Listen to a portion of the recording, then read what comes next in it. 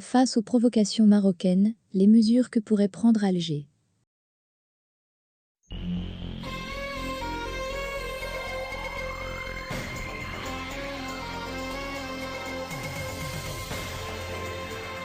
Après le gaz naturel, la fermeture de l'espace aérien et le bouclage hermétique de sa frontière nord-ouest, l'Algérie pourrait prendre de nouvelles mesures contre le Maroc dans le sillage de la rupture de ses relations avec son voisin.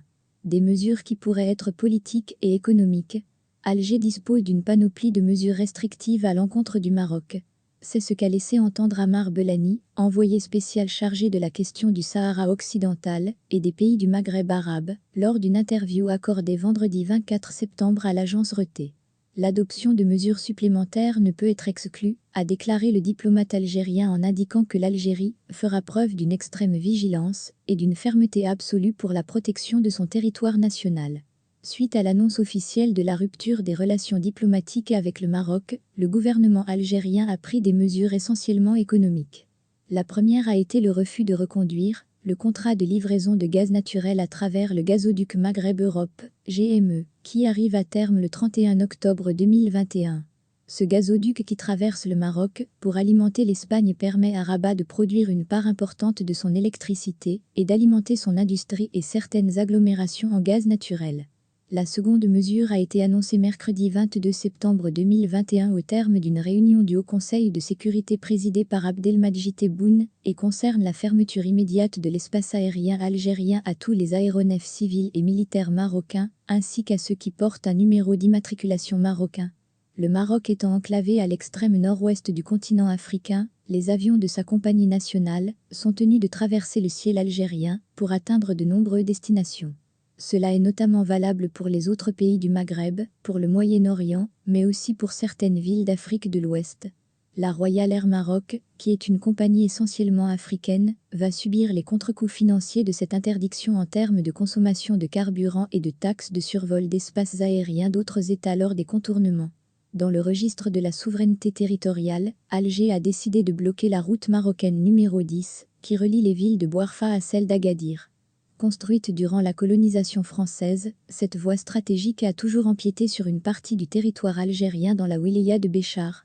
Jeudi 23 septembre, une unité du groupement des gardes frontières, GGF, a été chargée de fermer l'accès à cette route. Cette action des autorités algériennes est un acte de souveraineté qui n'a, d'ailleurs, pas été remis en cause par la partie marocaine.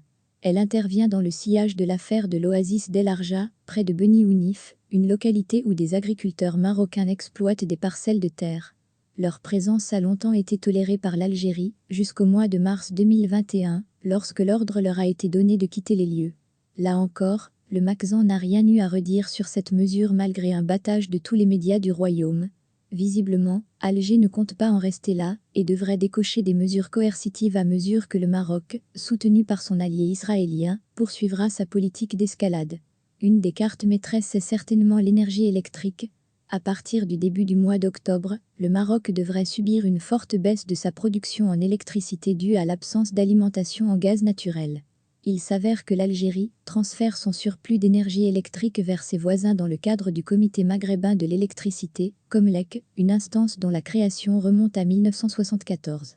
Alger pourrait mettre un terme de manière unilatérale à son transfert d'électricité vers son voisin de l'Ouest. Bien sûr, le Maroc pourrait se tourner vers l'Espagne pour importer de l'électricité, puisque les deux pays sont connectés. Sauf que les conditions de vente imposées par Madrid seront certainement plus coûteuses. D'un autre côté, le gouvernement algérien pourrait décider de ne plus siéger au sein d'instances multilatérales, dans lesquelles les deux pays sont représentés. C'est là encore une décision souveraine. Enfin, Alger dispose de la légitimité d'imposer un visa à certaines catégories de ressortissants marocains.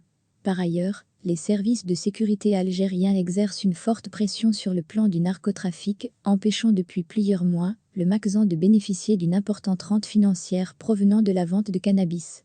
Une chose est sûre, Rabat devra s'attendre à des réactions immédiates d'Alger en cas de